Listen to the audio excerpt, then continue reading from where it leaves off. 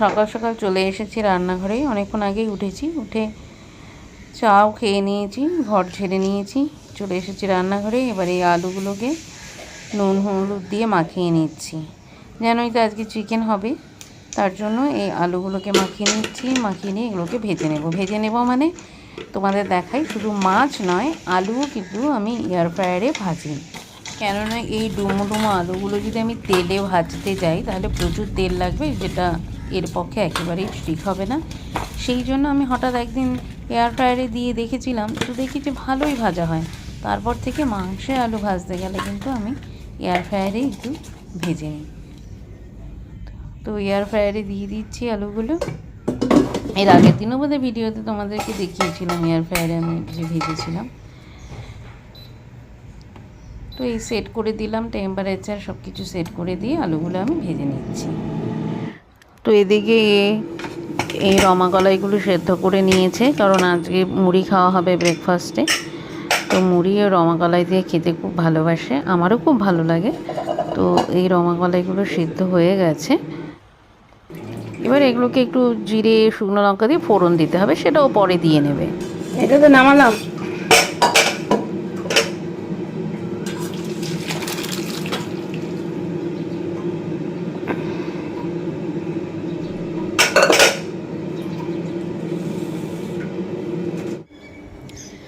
এই দেখো আমার স্নান হয়ে গেছে, আর এই সিরামটা একটু লাগিয়ে নিচ্ছি।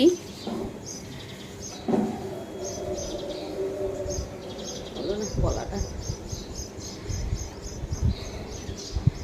এখন বাজে 8:30, আমি স্নান করে বেরোলাম, স্নান হয়ে গেছে। সকালবেলা উঠে রান্নাঘরে কিছু কাজকর্ম হয়ে গেছে, যেহেতু সারাদিন থাকবো না তাই সব করে ফেলেছি। আর চুলটা খুব বেরোবো তো চুলে একটু হবে, তার জন্য চুলে একটু সিরাম লাগিয়ে নিচ্ছি। তো তোমরা সবাই কেমন আছো? আশা করি ভালোই আছো, আমিও ভালো আছি। চলে এসেছি একটি নতুন ব্লগ নিয়ে। আজকের ব্লগে তোমাদের সবাইকে স্বাগত। এবার স্নান তো হয়ে গেল, এবার পুজো টুজো দেবো, দিয়ে তারপরে রেডি হব। আর আজকে কোনারবাবু বাড়িতে থাকবেন, উনি রান্না করবেন। এমনিও উনি অনেক সময় রান্না করেন, আজকে সানডে, তো সেই জন্যই বললাম। দেখা যাক। এই চুলগুলো দেখেছো আঠা লেগে যায়, ওয়েদারের জন্য হবে, বাইরে তো এমনি ধুলো। যাই হোক, এই সিরামটা দিয়ে একটু মাসাজ করে নিলে হেয়ারগুলো সুন্দর স্মুথ হয়ে যায়, স্মুথ। তো সিরাম দিয়ে হেয়ার ম্যাসাজ করার পরে চুলগুলোকে আঁচড়ে নিচ্ছি। এতে না চুলগুলো যে দলা বেঁকে যায় না, চট বেঁধে যায়, সেটা আর হয় না যদি সিরামটা একটু আগে লাগিয়ে নেওয়া যায়, বেশ চুলটা খুব স্মুথ হয়। তো যাই হোক, এবার সিঁদুরটা পরে নিয়ে পুজো দিয়ে নেব, তারপরে রেডি হব। রেডি বলতে খাওয়া দাওয়া এসব করব। আর এই গরমে না সত্যি কোথাও বেরোনোও যায় না, এই জামা কাপড় পরে বেরোনোটাও খুব কষ্টকর। হ্যাঁ, আজকেও সে একই রকম গরম। এদিকে নিউজ চ্যানেলে বলছে বৃষ্টি হবে, কিন্তু বৃষ্টি দেখাই নেই। এটা না চশমাটা দাও তো পরিষ্কার করে। তো চশমাটা পরিষ্কার করে দিচ্ছে লিকুইড দিয়ে, আর এদিকে আমাকে তাড়া দিচ্ছে, বলছে তুমি দেরি করে ফেলছো, এরপরে ট্রেন পাবে না। আমি তো 9:45 ট্রেনটা ধরবো ঠিক করেছি। 45 না, ভুল বললাম, 46 বোধ হয়। যাই হোক, ঠিক আছে, তুমি পরিষ্কার করো, আমি পুজোটা দিয়ে নিই। হ্যাঁ, অবশ্য আমি চশমা ছাড়া তো আবার কিছুই দেখবো না।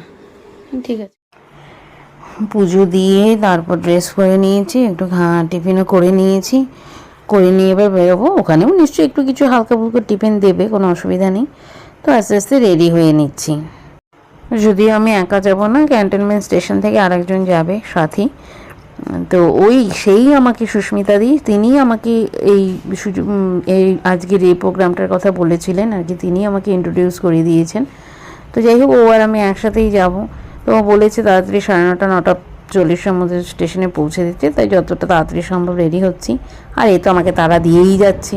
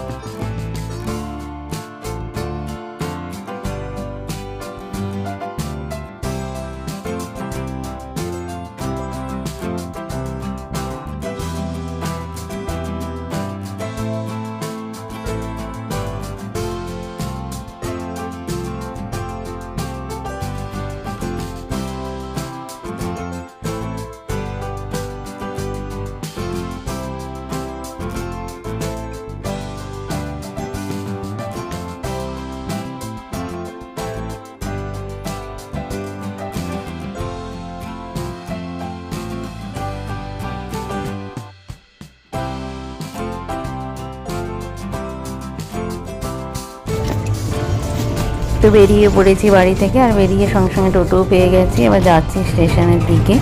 আর এদিকে সুস্মিতার দিকে ফোন করছে, কিন্তু দুবার করে ফোন করলাম কিন্তু কিছুতেই ফোনটা ধরছে না। জানি না কোনো অসুবিধায় পড়লো কি না, বুঝতে পারছি না।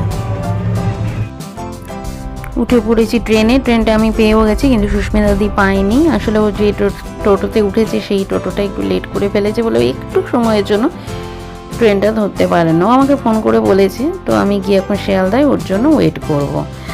তো ও এসে যাবে তখন। আমি ট্রেনের জায়গাও পেয়েছি। আজকে যেহেতু রোববার, এই বনগাঁ রুটের ট্রেনে অন্তত ভিড় নেই। এটা অবাক কাণ্ড, যারা এই রুটে যাতায়াত করে তারা জানে এইভাবে আরাম করে যাতায়াত আমাদের আর হয় না ট্রেনে। কিন্তু আজকে কিন্তু বেশ আরাম করে বসেছি। সুস্মিতা দি যদি আসতো, একসাথে যদি যেতে পারতাম তাহলে বেশ গল্প করতে করতেই যেতে পারতাম। যাই হোক, ওর সাথে কথা হয়েছে, ও বলেছে যে গিয়ে যেন আমি শিয়ালদাতে একটু ওর জন্য অপেক্ষা করি। তো ও আসছে, পরের ট্রেনেই ও আসছে।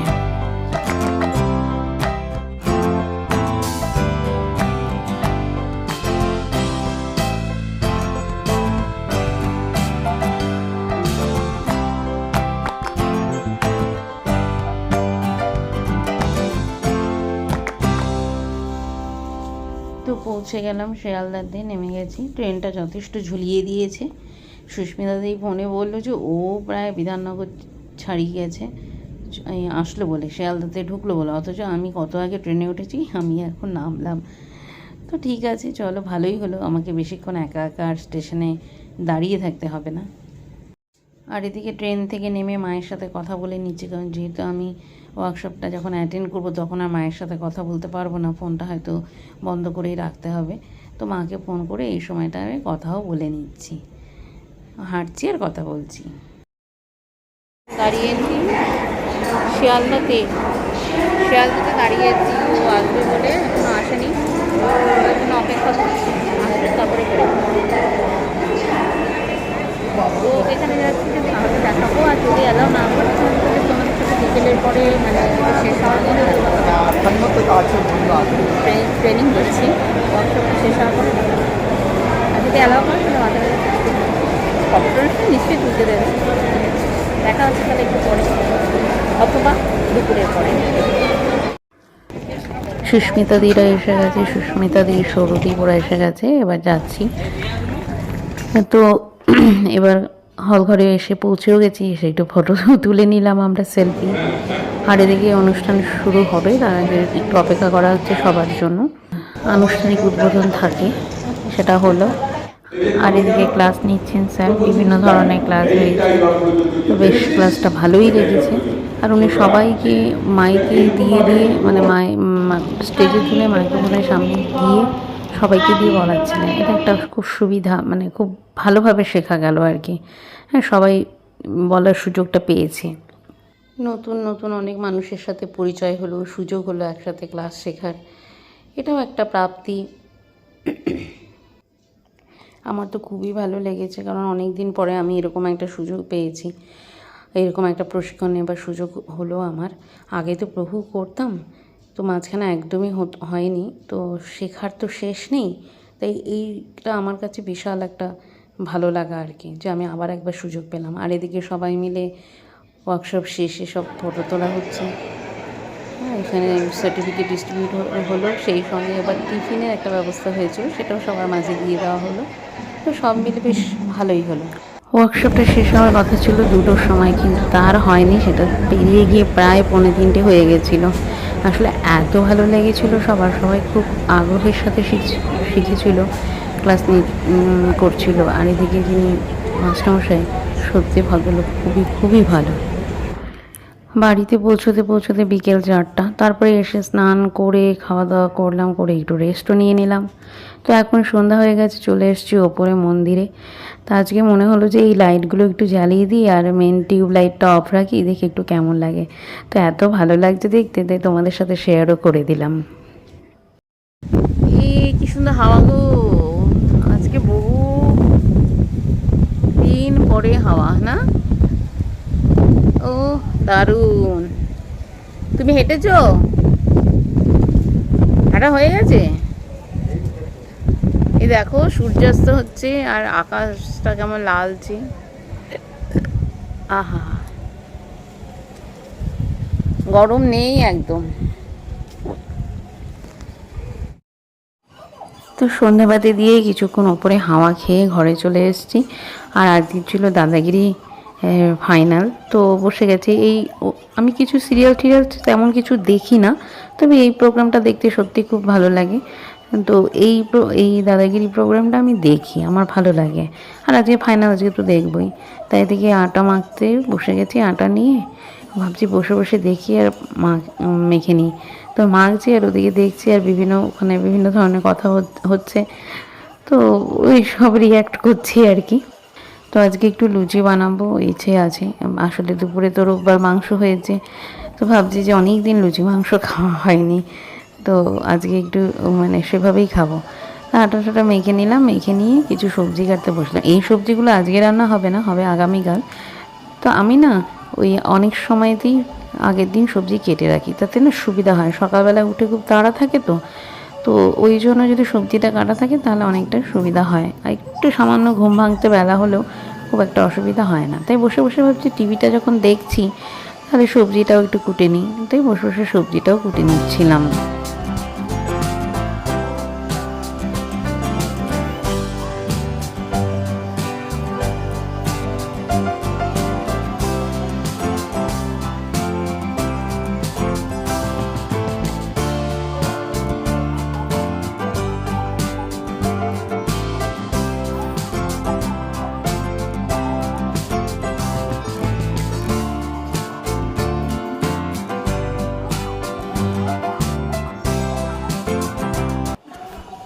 এইসব কাজকর্ম করতে করতে অনেকটা রাতই হয়ে গেছে।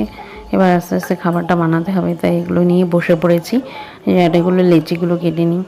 এবার এর ফাঁকে আবার ভিডিও এডিটিংটাও সেরে নিয়েছি, যার ফলে একটু লেটই হয়ে গেছে। তবে কোনো অসুবিধা নেই, যেহেতু দাদাগিরি প্রোগ্রামটা দেখছি আর সেটা যখন তো অনেকটা রাত পর্যন্তই হবে, তার জন্য অতটা বোর লাগছিল না। তো এইভাবে এখানে বসে ওই দেখতে দেখতেই লেচিগুলো করে নিচ্ছিলাম।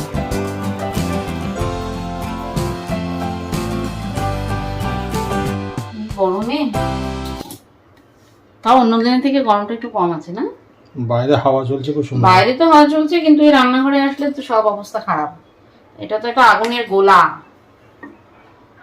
ওইখানে দাঁড়ালে এই আগুনের গোলাতে তুমি আজকে হঠাৎ লুচি বানাতে গেলে কেন? লুচি বানাতে গেলাম যে হচ্ছে না এমনি আর কি। তারপরে সকালবেলাতেও হলো না।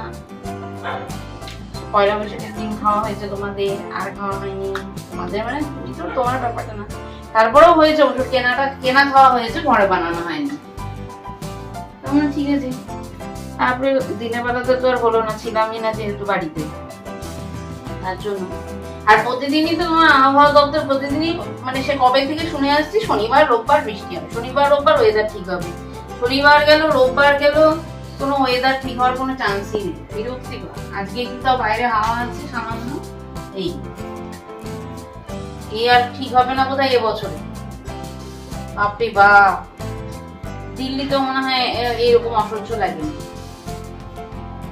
ভাল লাগছে না। ঘরে টেকা যায়, দিল্লিতে তো ঘরে টেকা যেত, ঘরে টেকা যায়। ধীরে ধীরে সবগুলো লুচি ভেজে নিলাম। তো এবার ডিনার করার পালা। তাহলে আজকের ব্লগটা এখানেই শেষ করছি। যদি তোমাদের ভালো লেগে থাকে তাহলে অবশ্যই লাইক করে দিও এবং চ্যানেলটাকে সাবস্ক্রাইব করে দিও। আর কেমন লাগলো সেটা একটু কমেন্ট করে জানিও, আর তোমাদের বন্ধু বান্ধবদের মধ্যে একটু শেয়ার করে দিও। তাহলে দেখা হবে আরেকটি নতুন ব্লগে। টাটা।